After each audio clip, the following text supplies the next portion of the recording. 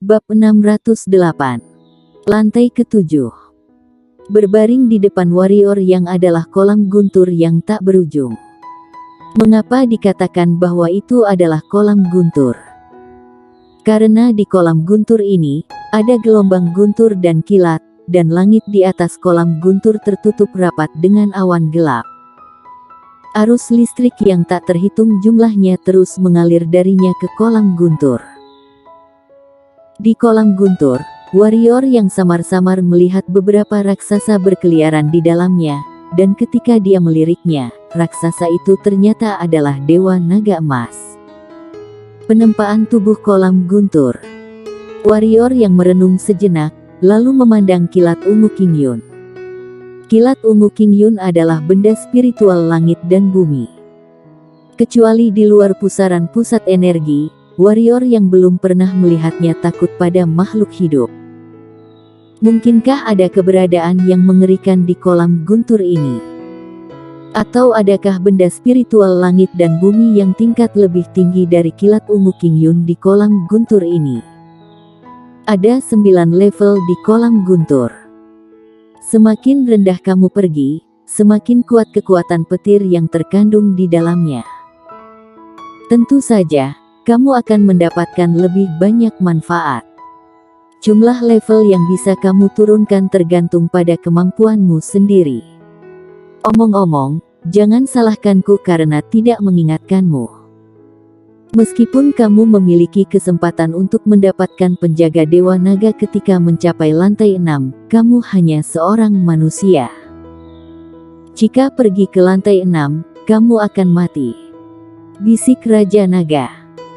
Warrior yang melirik Raja Naga dan berkata, mengapa Raja Naga menggunakan metode agitasi ini? Sebenarnya, tidak ada apa-apa antara klan naga dan aku. Mengapa kita harus begitu bermusuhan? Itu tidak baik untuk klan naga dan aku, bukan? Jalannya berbeda, jangan saling mencari masalah. Raja Naga berkata pelan, jangan bicara omong kosong, sana pergi. Warrior yang mengangkat bahu dan hendak turun, ketika Raja Naga tiba-tiba berkata, cerpelai luar angkasa ini jangan turun. Macan tutul ungu langsung memelototi Raja Naga dan cahaya ungu terus berkedip di cakarnya yang kecil. Melihat adegan ini, sudut mulut Raja Naga sedikit berkedut dan berkata, tubuh fisik cerpelai luar angkasa tidak kuat. Dia tidak tahan dengan kekuatan guntur di bawah. Apa sudah paham? Warrior yang mengusap kepala macan tutul ungu dan berkata, terima kasih sudah mengingatkan, tapi aku punya cara sendiri. Kemudian warrior yang memeluk macan tutul ungu, melompat dan jatuh ke kolam guntur. Ketika warrior yang jatuh ke kolam guntur, seorang pria paruh baya muncul di depan Raja Naga.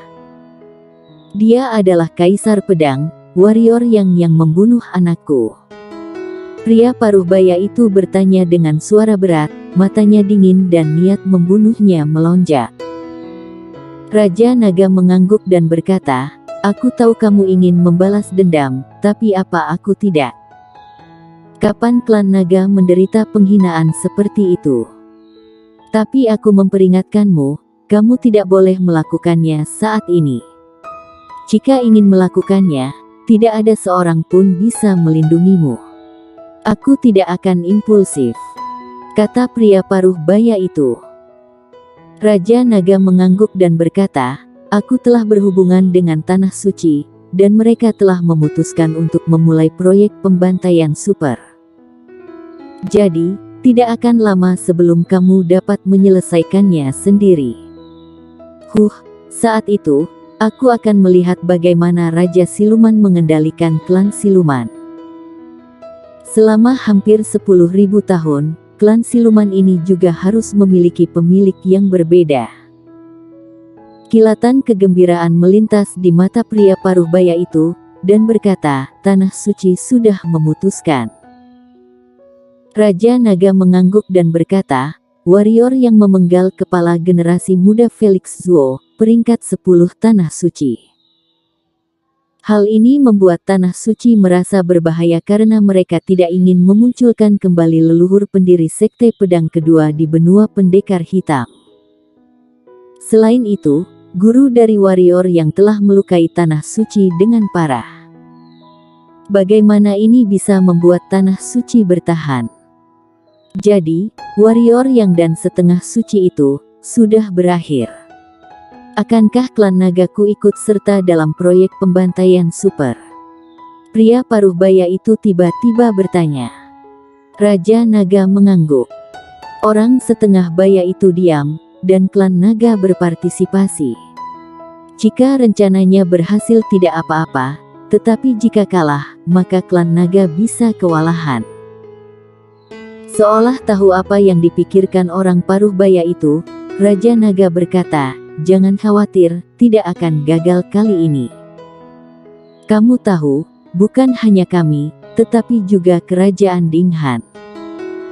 Dulu, baik kerajaan Dinghan maupun tanah suci akan menyisakan jalan mundur, karena mereka tidak ingin memiliki dua musuh yang lebih kuat di masa depan." Mendengar ini, pria paruh baya itu menarik napas dalam-dalam. Tiba-tiba, dia memandang kolam guntur dan bertanya, "Kamu bilang, berapa lantai yang bisa dia turuni?" Raja Naga sedikit merenung, lalu berkata, 5 lantai. Kelopak mata pria paruh baya itu berkedut dan berkata, "Dia hanya manusia, apakah bisa turun ke lantai 5?" Pria paruh baya itu terkejut, karena jenius klan naga yang paling mempesona juga hanya bisa turun ke lantai 6. Alasan kenapa klan naga bisa turun ke lantai 6 karena klan naga terlahir dengan pertahanan yang jauh melebihi klan siluman biasa. Dan warrior yang hanyalah seorang manusia, dapatkah tubuhnya dibandingkan dengan klan naga? Raja Naga berkata, "Jangan meremehkannya. Orang ini memang tak terkalahkan di antara pendekar hitam alam bangsawan. Mungkin hanya Irenean yang bisa benar-benar bertarung dengannya. Kalau begitu dia tidak bisa hidup lagi," kata manusia paruh baya itu. Raja Naga sedikit mengangguk dan berkata, "Mari kita lihat, guru dan murid ini menghina klan nagaku hari ini, dan aku akan membutuhkan darah seluruh klannya untuk membasuhnya di masa depan. Bagaimana jika dia turun ke lantai 7? Pria paruh baya itu tiba-tiba bertanya. "Mungkinkah?" Raja Naga mencibir, lalu bergerak dan menghilang. Pria paruh baya itu juga mencibir, berpikir bahwa kata-katanya agak konyol, karena selama 10.000 tahun, di antara jajaran bangsawan, tidak ada dewa naga emas yang bisa turun ke lantai 7. Setelah mencapai alam kaisar, naga emas dapat naik ke tingkat ke-7, tetapi setelah alam kaisar, tidak dapat pergi ke kolam guntur yang lebih rendah. Jika melanggar, akan dikutuk oleh naga. Oleh karena itu, bahkan suku naga emas tidak tahu apa yang ada di lantai 7. Adapun lantai 8 dan lantai 9, jika bukan karena klan naga mempunyai catatan tentang dua lantai ini, mereka akan berpikir bahwa lantai 7 sudah menjadi tempat terdalam, karena lantai 7 tidak dapat lagi dilawan oleh master. Sambil menggelengkan kepalanya, sosok paruh baya itu bergerak dan menghilang. Setelah memasuki kolam guntur, perasaan pertama warrior yang menyegarkan, ya, menyegarkan. Guntur langit itu tidak membuatnya kesulitan, tetapi malah membuatnya merasa seperti dipijat yang sangat menyegarkan. Oleh karena itu, warrior yang dengan tegas datang ke lantai 2, dan lantai 2 masih sama, warrior yang terus turun. Segera, warrior yang datang ke lantai 5 kolam guntur. Setelah mencapai lantai 5, warrior yang mengerutkan kening karena tidak menyegarkan, tetapi mati rasa. Kekuatan guntur dan kilat ini semakin kuat dan kuat. Saat ini, seluruh tubuhnya merasakan ketidaknyamanan, tetapi itu tidak serius. Oleh karena itu, warrior yang dengan tegas turun ke lantai 6. Di lantai 6, cahaya ungu bocah kecil melintas langsung ke pagoda Hongmeng. Stete. Warrior yang menarik napas dalam-dalam karena setelah mencapai lantai 6, petir di sini setidaknya puluhan kali lebih menakutkan daripada lantai 5. Namun, warrior yang tidak khawatir tetapi senang, karena dia menemukan satu hal, yaitu, guntur dan kilat ini memang membuat tubuh fisiknya marah, tetapi tidak tahu mengapa, efeknya sangat kecil. Raja Naga mengatakan bahwa setelah sampai di lantai 6, ada kesempatan untuk mendapatkan penjaga Dewa Naga. Apakah ini perlu dipahami sendiri atau dengan metode lain? Hei, bajingan tua ini, cepat atau lambat, aku akan mengoyak kulitnya. Warrior yang masih sangat peduli dengan penjaga Dewa Naga. Jika dia bisa mendapatkannya, maka tubuh fisiknya pasti bisa ditingkatkan ke tingkat yang lebih tinggi. Sayang sekali klan naga ini tidak memberitahunya bagaimana cara mendapatkannya. Sedikit merenung, warrior yang terus berjatuhan. Meskipun guntur dan kilat ini membuatnya sedikit tidak nyaman, dia mampu menahan kekuatan petir setelah membentuk kembali otot dan tulangnya melalui energi ungu kosmik. Saat dia turun, kekuatan guntur dan kilat menjadi semakin menakutkan. Ketika dia mendekati lantai 7, warrior yang berhenti karena guntur dan kilat di sekitarnya tidak lagi setebal lengannya. Sekarang petir di sekitarnya setebal pilar dan pilar petir ini terus memutar, membuatnya merasa sakit. Warrior yang tahu bahwa dia tidak bisa memaksakan diri lagi.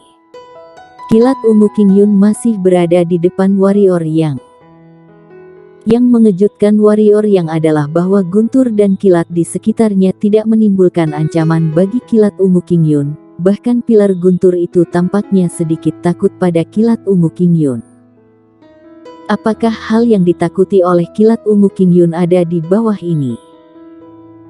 Warrior yang merenung sejenak, lalu menjernihkan pikiran-pikiran yang mengganggu di benaknya, membiarkan pilar-pilar guntur itu terus memelintirnya. Warrior yang tidak tahu saat dia berada di lantai 6 bawah, seluruh klan naga heboh. Anggota klan naga yang tak terhitung jumlahnya datang ke kolam guntur. Siapa yang memasuki bagian terdalam dari lantai 6?